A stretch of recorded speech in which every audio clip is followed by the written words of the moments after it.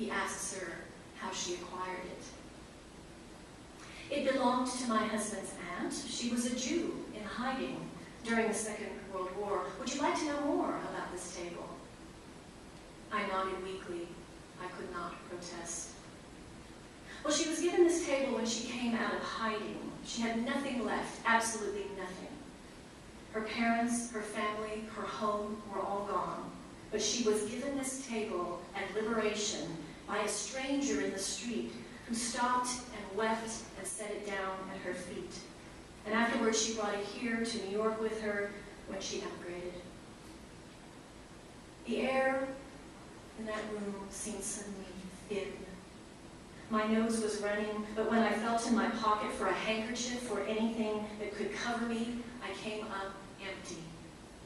And now I sputtered, "You're selling it?" "Absolutely not," she tilted her head. She was so elegant, smooth-skinned, perhaps in her middle 50s. She had a way of pressing her lips together that also hemmed the corners of her eyes as if to keep the light out. "We put it here to remind people, as a kind of private memorial, more intimate than the museums." "Oh, I can show you," she offered.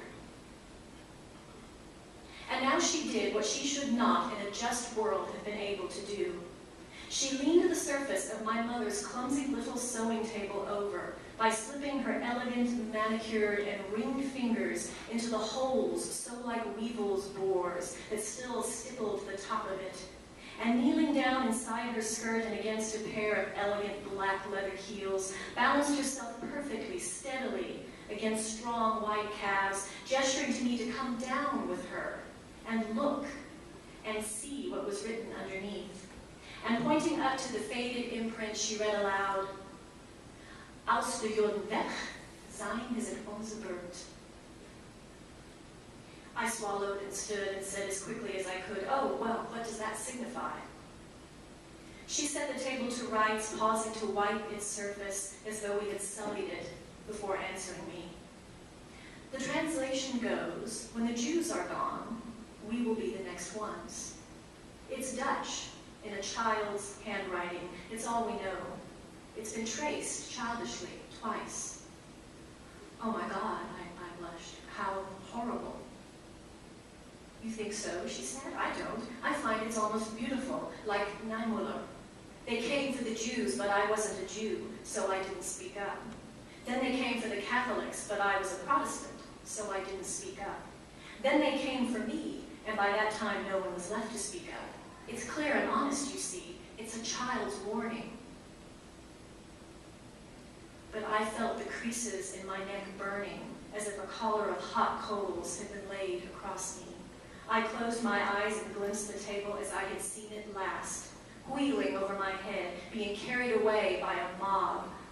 Then I grew tight, defensive, as if I could have known my mother's sewing table would return all these years later to promulgate lies, that it would come and sit here, inviting misinterpretation, misunderstanding in its way, lying in wait in a corner like a frog mimicking a stone. I ducked my head away from it, but heat still radiated down my chest.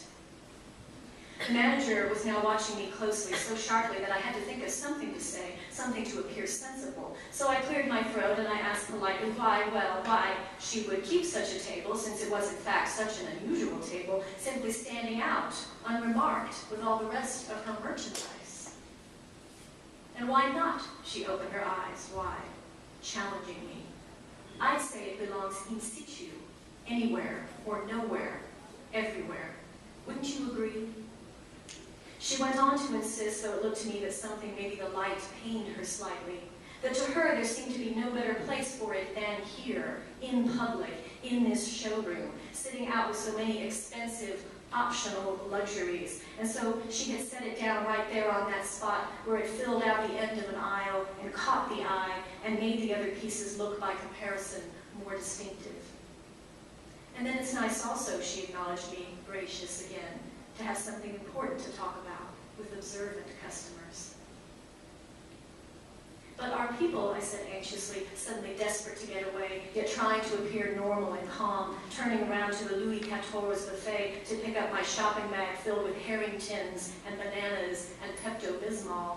are some of the people who take the time to ask and get down and look under this little table, which you say absolutely isn't for sale. Are some of these people then sometimes, I challenged back, more inclined to buy your other furniture? Instead of replying, she turned to a silver card holder on the buffet and drew it out and handed to me her trump card, Cora Lasher Lowenstein, importer of fine objects. Antiques, she said, as she walked me back toward the front of the shop, make some people feel more grounded, Mr. Professor, to stun Martins. Professor, Emeritus. Dr. Martins, is there anything else I can show you today? Oh, well, I pretended to examine another chair, this one with a stiff, harp-like back. I traced its weave blindly with my thumb until my watch beeped at the end of my arm, startling me. Oh, I have to go, you'll have to excuse me. But just before taking Mrs. Lowenstein's hand and saying our polite goodbyes, I couldn't help but turn blinking toward the back of the store. I even agreed with this Mrs. Cora Lowenstein that yes, the little table's message spoke volumes. That indeed, of course, it was worth sharing, worth making public, at least like this in some small, intimate way. But I knew as we shook hands, and after I turned my back hurriedly and escaped her showroom, I knew, as only I could know, and this Mrs. Lowenstein could not, that we had not even been able to name the very different volumes of which we've been speaking, or venture to suggest what very different compulsions it might be that drove some people to touch their hearts and then open their wallets, to buy something beautiful, to hurry and take something precious away from close contact with that dark table. It was then that I knew this couldn't be allowed to continue. A crime was being perpetrated on West 25th Street, a counterfeit, and yet the table wasn't for sale. How then to steal it from her? And then I remembered suddenly what it was like to be small, just a very small boy, crouching and curling with something forbidden in my bed, longing for something that I had been told I couldn't have, longing to erase the longing by possessing the wished-for thing, and then when this couldn't be done, when this was impossible, longing for a longing to replace the first longing by wishing for something more powerful, for a wish that could drown the drowned wish. This is perhaps how it is with many of us, the children of Nazis, the children of Jews. We seek to supplant what can't be. We structure our lives around a whole. We pretend not that it isn't there, for that would be ridiculous, but that with enough effort and determination it can be overcome, and so we survive. But all I could think to myself as I started down the street again, hurrying, light-headed, disbelieving, my sinuses sore and my heart racing, was this very strange thought which unnerved me and hurt my chest, and which was perhaps what turned me down the next street and the next and the next and the next for the following year until this very moment, walking beside me always like a ghost prodding me with a stick behind my knees. That history, left to itself, untended, orphaned, strayed, finally returns and sets up shop as best it can.